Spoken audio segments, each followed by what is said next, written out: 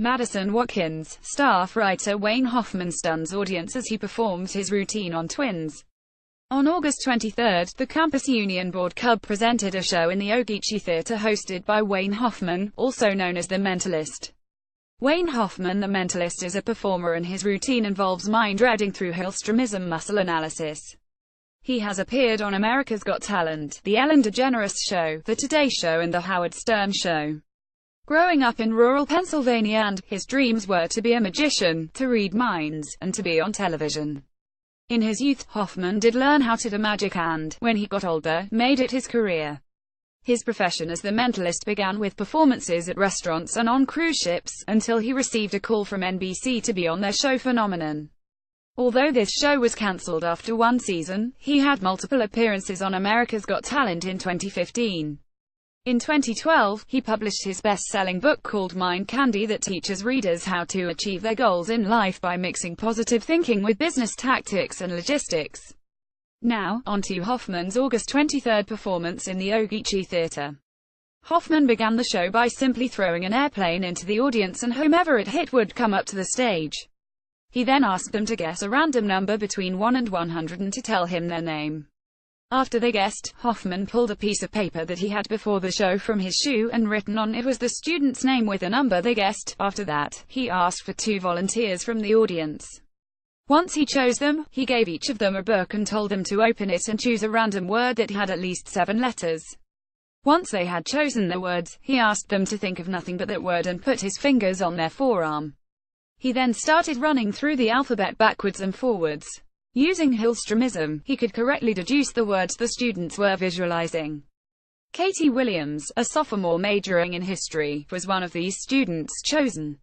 The word I chose was becoming, and when he said it, my mind was blown. Williams exclaimed, "I did not know what to expect coming into it, and I never get chosen for events like this. I was shook. I had no part of it and am definitely a believer now." Another one of Hoffman's demonstration involved twin sisters that he picked from the audience. After he asked them to study each other, he had them stand apart and put on blindfolds. He then used a feather to brush one of the sisters on the arm and on the forehead. Next, he drew hearts on that same sister's arm before he had them take off their blindfolds. Both sisters said they were absolutely sure they had both felt it. When the first sister looked on her arm for the hearts, they actually appeared on the arm he didn't even touch. He ended the show by asking everyone in the audience to think of one specific word and stare at it. He used what he called perceptionism to observe the audience and again deduce the words certain people were picturing. Hoffman guessed that Savannah Quinton, a sophomore majoring in radiology, was thinking of the word audacity.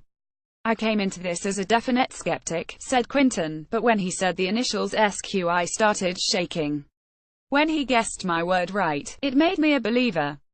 Hoffman gave some advice after the show to those who held contested or unpopular aspirations. "You must look at it from a business and logistical standpoint. You have to run your life like a business and learn how to manage time, productivity, and your motivation. You're going to have a lot of lows in life and you have to learn to love the word no, because that means you're one step closer to your dream. Happiness is a choice and it makes the difference between a successful person and someone who dwells in negativity." The show concluded. A success shortly concluded after Hoffman delivered those final counseling remarks. Armstrong held this event, and holds others like it, to give students the chance to decompress for the pressures of classes and to foster a community among them through entertainment and association. With a variety of activities held here on campus annually, there will be many more events like Wayne Hoffman's show that will provide students with more extracurricular outlets and access to entertainment. Keep reading the Inkwell if you want to stay informed on the many events to come, and for more information the future events, be sure to check your student email regularly and check out Armstrong's event calendar on the university homepage.